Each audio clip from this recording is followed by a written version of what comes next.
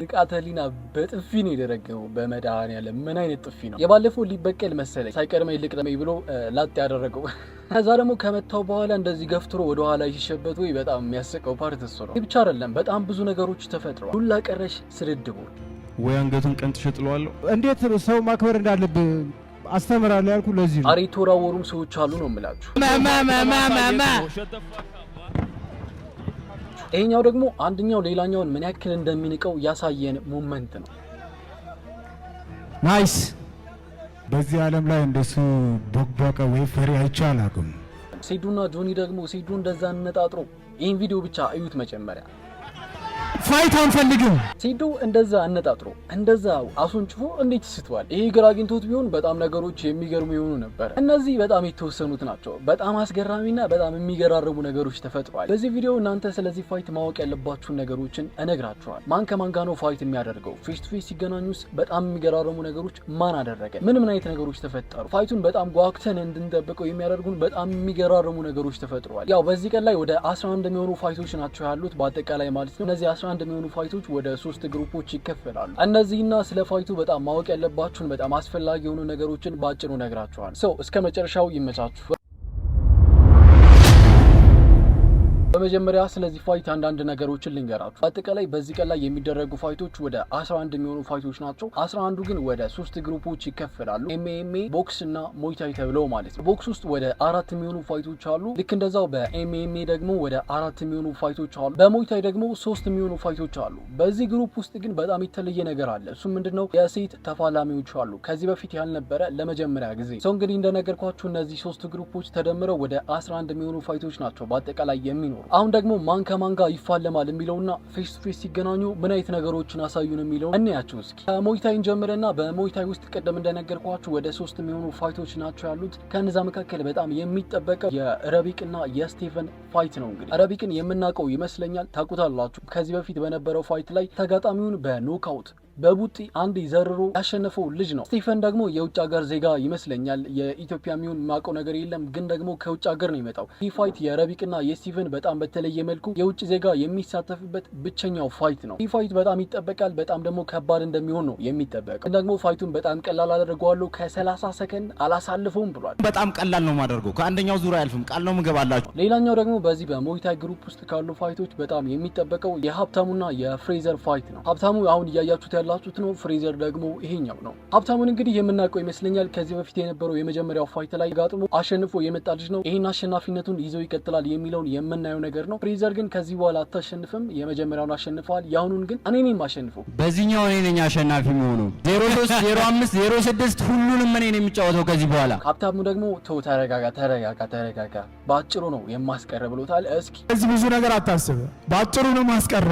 ሊደብር ይችላል ግን እንደዛ ነው። ሌላኛውና በዚህ በሞይታይ ግሩፕ ውስጥ ካሉ ፋይቶች መካከል በጣም የተለየ የሚያደርገው ፋይት ቅድም እንዳልኳችሁ የሴቶች ፋይት በዚህ በሞይታይ ግሩፕ ውስጥ ያለ ፋይት ነው። ዛህራና ያብስራ የሚያደርጉት ማለት የሴቶች ፋይት ነው። እንግዲህ ለመጀመሪያ ጊዜ ነው፣ በፊት ያልነበረ ነገር ነው። ይህም አሪፍ ፋይት ይሆናል ብዬ አስባለሁ። ሌላኛው ደግሞ ሁለተኛው ግሩፕ ደግሞ የቦክስ ግሩፕ ነው። በዚህ ግሩፕ ውስጥ ወደ 4 የሚሆኑ ፋይቶች አሉ ብያችኋለሁ ቅድም። ከእነዚህም ፋይቶች መካከል ቢኒያም ከሱ ባለው የሚያደርገው ፋይት ነው። ቢኒያም አሁን እያያችሁት ያለው ልጅ ነው። እሱ ባለው ደግሞ ይሄኛው ነው። እሱ ባለው እንግዲህ የመጀመሪያውን ፋይት አሸንፎ ነው እዚህ ጋር የመጣው። በፊት ታውቁኛላችሁ፣ ጠንካራ ነኝ እና ደግሞ ይሄኛው ፋይት አይከብደኝም፣ በቀላል አይነት መንገድ ነው የማሸንፈው ብሏል። ይሄኛው አሪፍ ፋይት እንደሚሆን አስባለሁ። ቢኒያም የባለፈውን ጨዋታ የታችሁታል። ሁለቱ የተለያዩ ሰዎች ናቸው። አጮታቸው ምንም ጠንካራ ነኝ በጣም ማለት። ሌላኛው ደግሞ በዚህ በቦክስ ውስጥ ከሚደረጉ ፋይቶች በጣም ተጠባቂ የሆነው የሃይማኖት ወይም የታይሰን ከአብርሃም ጋር የሚያደርጉት ፋይት ነው። ሃይማኖት ታይሰን የተባለው አረማመዱ አክቱ ምናምን ታይሰን ስለሚመስል ነው። ይሄኛውም አሪፍ ፋይት ከሚሆኑት መካከል አንደኛው ይመስለኛል። አብርሃም ሲኒየሮችን እንዴት ማክበር እንዳለብህ በፋይቱ ቀን አስተምርሃለሁ ብሎታል። እንዴት ሰው ማክበር እንዳለብህ አስተምራለሁ ያልኩ ለዚህ ነው። ሰን ደግሞ አንድ 11 ዓመት እኔ 9 ዓመት ነው የሰራው። የ2 ዓመት ልዩነት ነው። በጣም ብዙ ልዩነት የለም። ስለዚህ ቀላል በሆነ መንገድ አሸንፋለሁ ብሎታል። ያዘው አሉ። እኔ ካሸነፍኩ ማለት ነው ማይክ ሰጣለሁ አሸንፌ 3 ጊዜ ታይሰን ይችላል ትላለህ። ሌላኛውና ሶስተኛው በዚህ በቦክስ ውስጥ ካሉ ፋይቶች መካከል የደሳለኝ ከሱራፌል ጋር የሚያደርጉት ፋይት ነው። ሱራፌልን እንኳን እናውቀዋለን። መጀመሪያ በነበረው ፋይት ላይ ቻምፒዮን የሆነ ፋይተር ነው። አሁንም ተመልሶ መጥቷል ማለት ነው። ሱራፌል እንግዲህ ጎበዝ እንደሆነች ባለፈው ላይ አሳይታናለች እና ይህንን ቻምፒዮን መሆኗን ይዛ ትቀጥላለች ወይም ደግሞ ለደሳለኝ አሳልፋ ትሰጣለች የሚለውን በፋይቱ ቀን የምናየው ነው። ሌላኛውና የመጨረሻው በዚህ በቦክስ ውስጥ ካሉ ፋይቶች መካከል አቤኔዘርና መስፍን የሚያደርጉት ፋይት ነው። አቤኔዘር ይሄ ነው አሁን በቪዲዮ የምታዩት እሱ ነው። በፌስ ቱ ፌስ በነበራቸው ጊዜ ላይ እሱ ብቻ ነው የተገኘው፣ መስፍን ያልተገኘችው። በዚህ ምክንያት አቤኔዘር መስፍን እዚህ ያልመጣው ፈርቶኝ ነው፣ ልብ እንግዲህ አንሰጠው ብሏል። መስፍኔ የለምና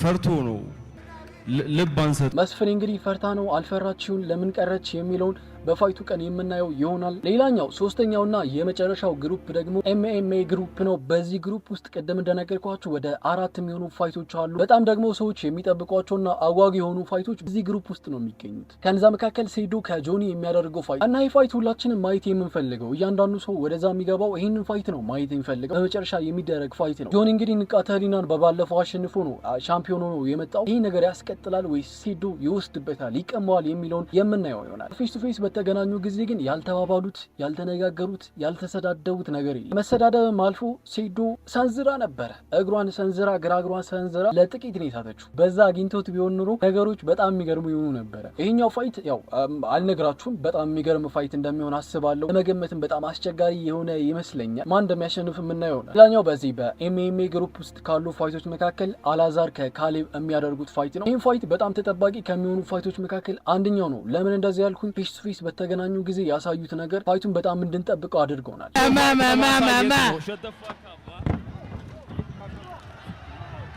ሌላኛውና ሶስተኛው በዚህ ግሩፕ ውስጥ ካሉ ፋይቶች መካከል እንድሪስ ከቦይካ የሚያደርገው ፋይት ነው። እንድሪስ እንግዲህ ታውቁታላችሁ፣ በባለፈው አሸንፎ የመጣ ልጅ ነው። ቦይካ ደግሞ ከጋምቤላ እንደመጣ ነው የተነገረው። ቦይካ እንግዲህ የእንድሪስን ወይ እግሩን ወይ ጥርሱን እሰብርለታለሁ ብሏል።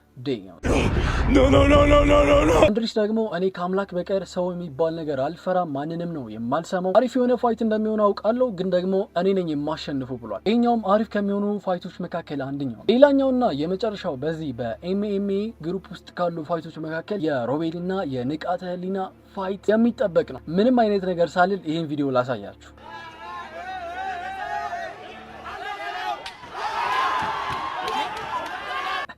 ንቃተ ህሊና እዚህ ላይ ምንድን ያደረገው? በእናታችሁ ላጥ እኮ ነው ያደረገው በጥፊ። የባለፈውን የእንቁላሉን በቀል ብሎ መሰለኝ ሳይቀድም ልቅደም ብሎ ነው በጥፊ ላጥ ያደረገው። ምን አይነት ጥፊ ነው በእናታችሁ? አሮቤል ደግሞ ከትግራይ የመጣ ልጅ ነው። ያው ንቃተ ህሊናን የምናውቀው ነው ከጆኒ ጋር በመጀመሪያ በነበረው ፋይት ኢንዶሚ 30 ሰከንድ ሳይሞላ የተሸነፈው። ከዛ ተሻሽሎ አሁን ጥሩ ፋይት ያሳየናል ብዬ አስባለሁ። እኛውም በጣም ተጠባቂ ከሆኑ ፋይቶች መካከል አንደኛው ሰው እነዚህ ፋይቶች ናቸው። በአጠቃላይ ያሉት ወደ 3 ግሩፖች ይከፈላሉ። በአጠቃላይ 11 የሚሆኑ ፋይቶች ናቸው ያሉት። ሰው ይህ ፋይት የሚደረገው በነሐሴ 21 2018 ዓ.ም ነው። በሐሙስ ቀን ነው እንደሚሆን የሚታወቀው። ስለዚህ ጉዳይ ይህን ካልኳችሁ ይበቃል። ቀጣይ በሌሎች በዓለም ዘንድ የሚፈጠሩ በጣም አነጋጋሪ በሆኑ ዜናዎች ተመልሼ እመጣለሁ። አዳዲስ የሆኑ እንደዚህ አይነት ቪዲዮዎች እንዳይመልጧችሁ ሰብስክራይብ ማድረጋችሁን እንዳትረሱ። ያው ይህ ቻናል በየቀኑ በዓለም ዘንድ የሚፈጠሩ በጣም አነጋጋሪና አስገራሚ የሆኑ ዜናዎችን በእንደዚህ አይነት መልኩ የምንለቅበት የዩቲዩብ ቻናላችን ነው። እንደዚህ አይነት ቪዲዮ የሚመቻችሁ ከሆነ ሰብስክራይብ ማድረጋችሁን እንዳትረሱ። ይመቻችሁ።